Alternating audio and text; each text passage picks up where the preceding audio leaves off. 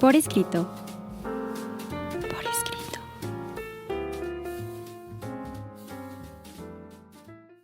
Estamos en una entrevista muy especial para nosotros en la revista Por Escrito. Tenemos la oportunidad de platicar con Amin Maalouf. Nosotros venimos del mundo de las letras y hacia allá queremos platicar con nuestro entrevistado. Monsieur Maalouf, nous sommes vraiment privilégiés d'être avec vous, vraiment. Et si vous, c'est pour nous un privilège. Je sais bien que vous êtes un auteur qui se comme un pont entre la littérature, l'art et le, comment se dit, monde contemporain. Et ma question est comment est-ce que vous savez faire ça? Je pense que dans le monde d'aujourd'hui, quand on vient d'un pays et qu'on s'installe dans un autre pays, on a constamment le souci de relier le pays d'origine avec le pays d'accueil. On a le souci de comprendre les deux sociétés, celle qu'on a quittée et celle où on s'est installé. Et je crois que ça donne une vision du monde. Parce que le monde, comme vous le savez, il est tellement varié. Si on part de l'hypothèse que toutes les sociétés se ressemblent, on ne comprend rien. Même des sociétés qui sont très proches géographiquement sont souvent très différentes les unes des autres. Et en Europe, c'est la même chose. Entre la société française, la société italienne, la société espagnole, c'est un monde de différence, alors que ce sont deux pays très proches et qui ont une histoire commune. Mais je pense qu'on doit connaître, on doit apprendre la diversité du monde. On doit partir de l'hypothèse que le monde est tellement divers et que si on connaît une société, on ne connaît pas toutes les sociétés. Et donc, il y a une forme d'humilité qu'on doit avoir en disant « je dois apprendre ce que c'est que cette société, comment elle est, comment elle fonctionne, comment elle réfléchit, quelles sont ses aspirations ». Menciona que en el mundo actual, cuando nacemos en un país y nos vamos a otro, surge indefectiblemente la preocupación de ligar ambos países, el de origen y el de llegada, y que hay que proteger esta visión del mundo en toda su diversidad. La diversidad marca el mundo incluso en los países que se encuentran más cerca, mencionó el ejemplo de México y Estados Unidos, y que hay que conocer esta diversidad, partiendo siempre de la humildad de abrirse el conocimiento. Bien, la siguiente pregunta sería, en sus discursos usted ha dicho que la literatura es más indispensable que nunca. ¿Cuál es hoy para usted el papel más urgente? Je crois que nous sommes dans un monde où il y a beaucoup d'informations qui passent continuellement et qui nous poussent à avoir souvent une vision très superficielle. Nous n'arrivons pas à nous concentrer sur ce qui arrive dans le monde. Nous passons constamment, c'est la civilisation du zapping. On passe d'une chose à l'autre, à la troisième, à la quatrième. Et je pense que l'importance de la littérature, l'importance du livre, c'est qu'on s'arrête et on se plonge dans un livre et on va au fond des choses. Je pense que ce geste d'approfondissement, ce geste de retrouver une forme de sérénité, un temps intérieur est essentiel pour continuer à vivre et à réfléchir dans notre siècle.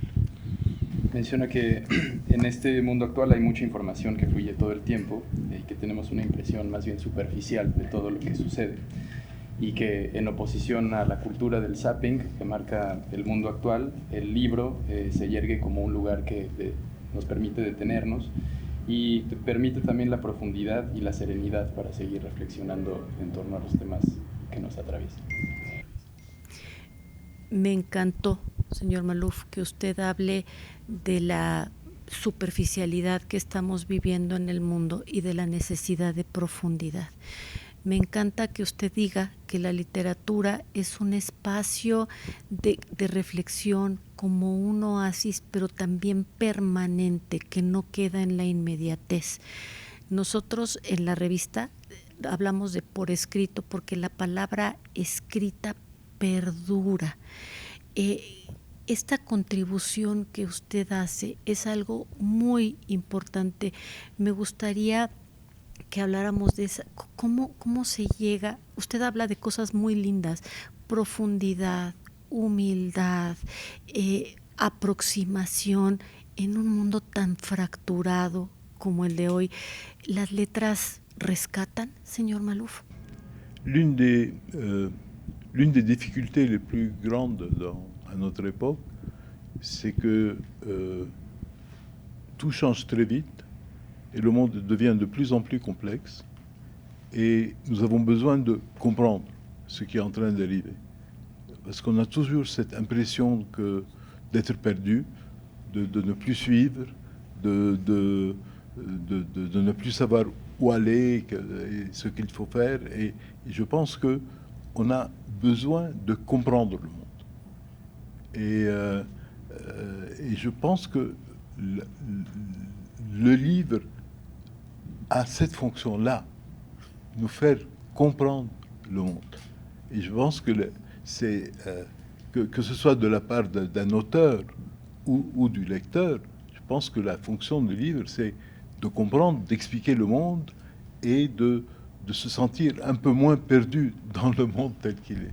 Bravo, bravo. Una de las dificultades más grandes que propone nuestro mundo actual es que todo cambia y lo hace demasiado rápido, y eso nos da la impresión de estar todo el tiempo perdidos. Y frente a esta impresión tenemos también la necesidad de comprender el mundo, y precisamente el libro nos hace comprender mejor el mundo, y no solo eso, sino también explicarlo. Yo estoy particularmente emocionado. Hay dos obras que me gustan mucho: Las cruzadas vistas por los árabes y El viaje de Baldassare. Además de la literatura, quiero pensar que viajar nos ayuda a entender mejor el mundo. ¿Qué podría recomendarle a un mexicano que quiere entender mejor el mundo hacer para comprender mejor el mundo? Je ne suis pas le mieux placé pour recommander mes propres livres. J'ai plus tendance à penser aux livres des autres, mais mes livres à moi, chacun est né à un moment de ma vie où j'avais besoin de me concentrer sur une question particulière. Et pour reprendre les deux livres que vous avez évoqués, le premier livre, c'était les Croisades vues par les Arabes, qui a été publié en 1983. J'avais besoin de parler d'un thème qui est vu d'une manière complètement différente dans les deux mondes où j'ai vécu, c'est-à-dire le monde arabe et l'Occident. Et c'est vrai que sur beaucoup de questions, ces deux mondes ont une vision complètement différente. Et les croisades, c'est le symbole de l'événement majeur où chacun voit ce qu'il a envie de voir. Et donc, ce livre a justement pour fonction de dire que tout événement historique peut se voir de plusieurs manières différentes. Et il n'y a pas une manière qui est juste et l'autre qui est fausse. Il faut regarder de plusieurs points de vue pour approcher la vérité. L'autre livre qui a été écrit qui est sorti en 2000, donc 17 ans après, il part des croisades aussi, puisque à la fin des croisades, qui se sont terminées à la fin du XIIIe siècle, début XIVe siècle, À ce moment-là, tous les petits États qu'on appelait les États francs en Orient, à Jérusalem, Édesse et d'autres, ont été balayés, sauf un seul qui a duré quelques années de plus, qui était dirigé par une famille génoise. Et cette famille a pu faire un accord pour rester 10 ans de plus. Et ça m'avait beaucoup amusé qu'une famille puisse prolonger son expérience des croisades. Et j'ai imaginé qu'un des fils de cette famille, la famille s'appelait les Embriaco, qu'un des descendants des Embriaco était encore là-bas, dans la ville qui est aujourd'hui, qu'on appelle Jbel, qui était Byblos ou Giblé, qu'il est toujours là et qu'il veut revenir à Gênes. Donc, ce livre-là est un peu le retour du dernier croisé vers sa ville natale. Voilà. Dice que en efecto él no es la persona que se encuentra en la mejor posición para recomendar libros, mucho menos los suyos, y que siempre cuando se le pone esa pregunta de recomendar libros trata de buscar más bien en los libros que han escrito otras personas. Pero que para evocar los dos libros que mencionaste, en efecto el libro de las Cruzadas tiene que ver con dos mundos cuyas visiones eran muy opuestas, y el gran mensaje de ese libro es que cada quien ve lo que necesita cuando se oponen estas dos visiones grandes, y que finalmente todo puede verse diferente para enriquecer la realidad, la perspectiva de la realidad.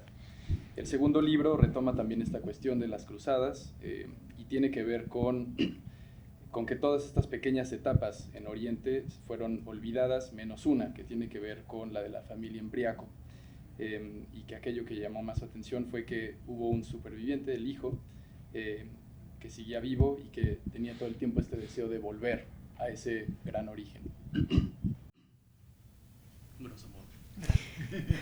Monsieur Malouf, la dernière question est, vous avez dit que vous commencez à écrire avec une question que vous habitez.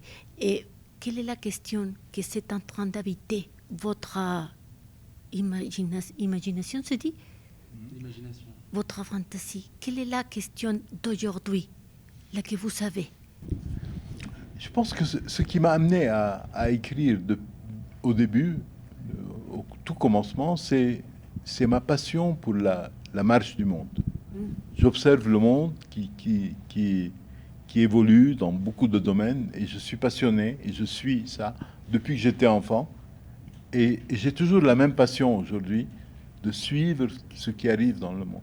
Et aujourd'hui, où je suis plus tout à fait un enfant et où j'ai beaucoup de cheveux blancs, la question c'est un peu la même, c'est où va le monde? Parce que je me le demande plus tellement pour moi-même, mais plutôt pour mes petits-enfants. À quoi ressemblera le monde quand ils seront grands et dans quel monde ils vont vivre? Et quand j'ai des inquiétudes, parce que j'en ai beaucoup, ça se concentre sur cela. Dans quel monde vont vivre mes petits-enfants? Merci beaucoup, monsieur. Dice que lo llevó a escribir fue precisamente esa pasión por la marcha del mundo, por cómo avanza, y que todo el tiempo tenía esta inquietud por seguir lo que sucedía en el mundo, los grandes acontecimientos, siempre preguntándose a dónde es que se dirige el mundo. Y que esa pregunta tiene una relevancia individual, pero también familiar, puesto que quiere responderla para sus nietos, y que finalmente siempre están de fondo, ¿no? Quiere saber a dónde es que va el mundo para poder comunicárselo a sus nietos. Me gustaría saber si ya tiene alguna aproximación a esa respuesta. Vous avez déjà une réponse pour cette question, où va le monde? Non, je n'ai pas une réponse. Je pense qu'il peut aller vers le meilleur ou vers le pire. Je crois que nous avons aujourd'hui les moyens de conduire le monde vers un avenir véritablement radieux, mais il y a aussi le risque de voir le monde aller dans le mur, dans un précipice. Et je pense que les deux sont possibles. Et j'espère évidemment que ce sera la bonne issue, que le monde évoluera d'une manière positive. Je pense que c'est tout à fait possible, mais sincèrement, aujourd'hui, on ne peut pas savoir. Dice que todavía no tiene una respuesta, pero que hay dos posibilidades, que vaya a lo mejor o que vaya a lo peor, que en efecto se puede dirigir a Dios o que puede dirigirse más bien contra un muro. Esas son las dos posibilidades que ve. Sin embargo, espera que esta evolución sea positiva. ¿Cómo se mantiene Amin Maalouf positivo frente a las dificultades? Él hablaba en el discurso sobre este mundo fascinante y este mundo terrible que estamos viviendo. ¿Cómo él logra mantenerse optimista? Il y a une phrase de Calderón. Pour la première fois, je vais parler en espagnol. Il dit « No siempre lo peor es cierto ». Ay, qué padre. No sé. Dernière question, mais ça c'est pas vrai. La dernière question est si vous pouvez signer. Bien sûr. S'il vous plaît. Si.